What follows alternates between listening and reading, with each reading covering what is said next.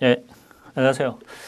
자, 이제 형사소송법 오늘은 이제 심판 대상과 관련해서 한번 해보도록 하겠습니다.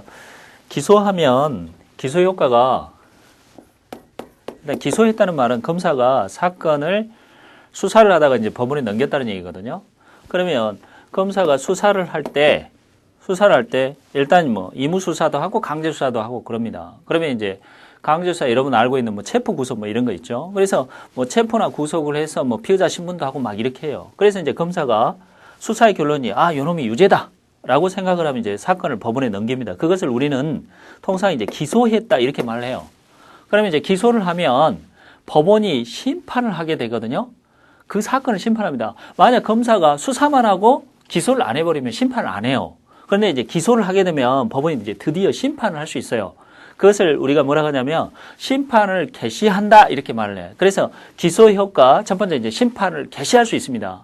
그러면 심판을 개시하는데 그러면 법원이 심판할 수 있는 범위나 대상이 뭐냐? 검사가 기소한 것만 법원은 심판해 준다 그 말이죠. 예컨대 만약 검사가 이 사건을 딱 수사를 했어요. 수사를 했는데 검사가 보니까 이 사건은 절도다 명백히 요놈이 나무집에 들어가서 기금속을 훔쳤다 그 말이에요.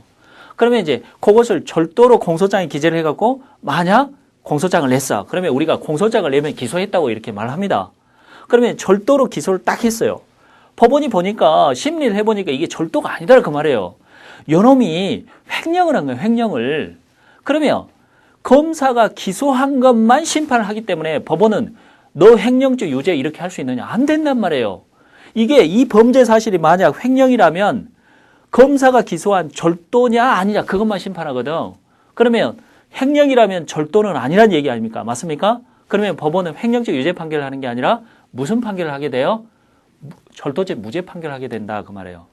그게 기소 효과, 즉 심판 대상이 검사가 기소한 걸로 한정됩니다. 또 다른 말로 검사가 갑을 범인이라고 기소를 했어. 그런데 법원이 심판하는 과정이 갑 이 자식이 범인이 아니다 그 말이에요. 을이 범인이다. 그러면 법원은 심리하는 과정에서 을 네 유죄 이렇게 할 수 있느냐? 안 된다는 거예요. 검사가 기소한 누구만 심판한다? 갑만 심판해. 그러면 을이 범인이면 갑은 범인이 아니란 얘기 아닙니까? 그래서 그때는 갑에 대해서 어떻게 한다? 무죄 판결하는 거예요. 알겠습니까? 그래서 기소 효과는 첫 번째 수사를 마치고 기소를 한다는 말은 사건을 법원에 넘겨주는 거니까 법원은 드디어 심판을 개시할 수 있어. 그걸 공개로 한다 해서 우리가 공개심판, 줄여서 공판이라 이렇게 말합니다. 그리고 두 번째, 기소를 해주면 무조건 다 심판할 수 있는 게 아니라 검사가 공소장에 기재해서 넘겨준 것, 즉 다시 말해서 기소한 것만 심판을 해줄 수 있다. 그래서 심판 범위와 심판 대상이 한정된다 그 말이에요. 그런데 이제 법원에 기소를 하게 되면 법원의 심판 대상은 이제 두 가지가 돼요. 현실적 심판 대상과 이제 잠재적 심판 대상 이제 이렇게 바뀝니다. 그것은 제가 나중에 설명드리겠습니다. 그러면 이제 일단 이거 보겠습니다.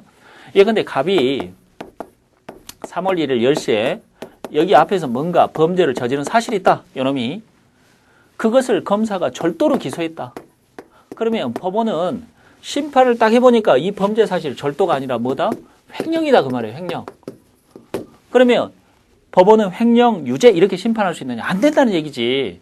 뭔만 심판한다? 절도만. 그러면 이게 횡령이면 절도는 유죄다, 무죄다. 무죄 판결하는 거예요.